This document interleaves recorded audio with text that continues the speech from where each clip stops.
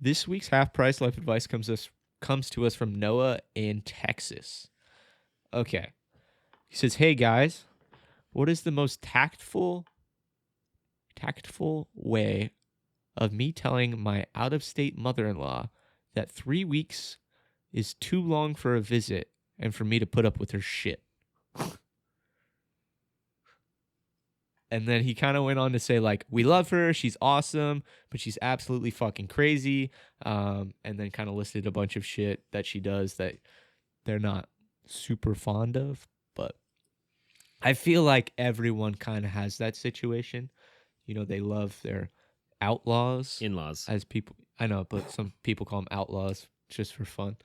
In-laws, outlaws, and they like love them and everything, but it's always like I don't know, interesting occasion when they come over. I can't wait for them to leave.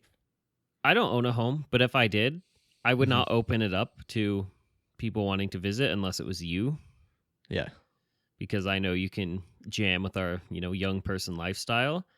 But like, if we had people coming in to visit us, it'd be like, okay, we'll find you a hotel real close.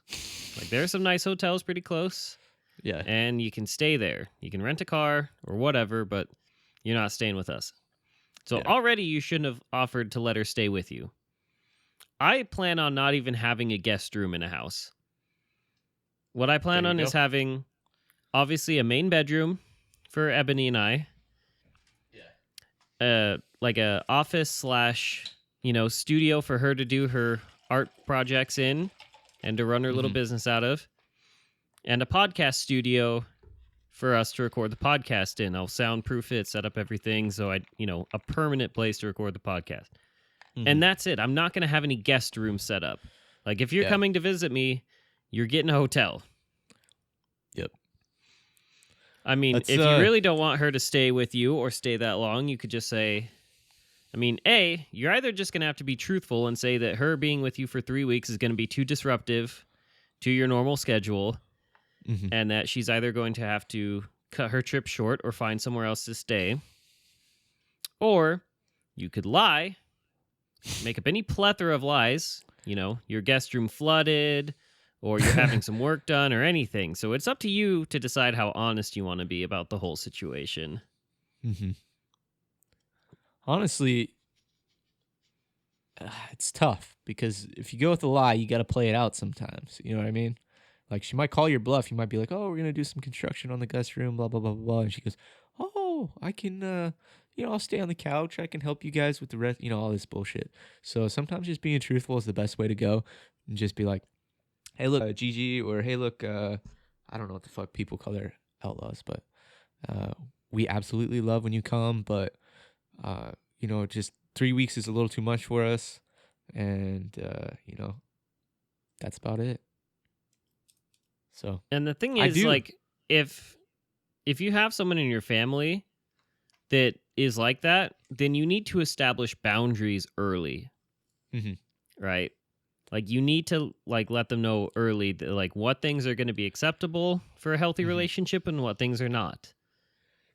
And if they're not going to be willing to accept those kind of things, then you're probably going to want to distance yourselves from that person, because that's already sounding like a toxic situation to be in. If the person won't respect your boundaries. Like, it sounds like you're an adult, you're married. Don't know if you mentioned kids or anything, but it's like you have your own lives, and you can't just drop everything to be, a fucking hotel for someone in your family to come stay. 3 weeks is a long time. I can't even imagine being on vacation for 3 weeks. Yeah. It's like, once you get towards the end of a week, you start to get kind of bored and just want to go home and resume normal life. So, definitely. So just be truthful, man. Let her know. Tell her she can get a hotel if she really wants to stay.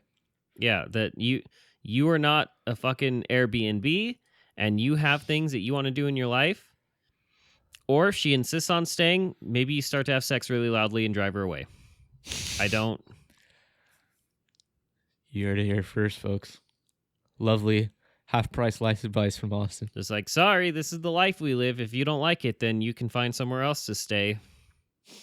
It's like, sorry, you can hear the sounds of our sex dungeon. Oh, Jesus. Or turn the spare room into a sex dungeon.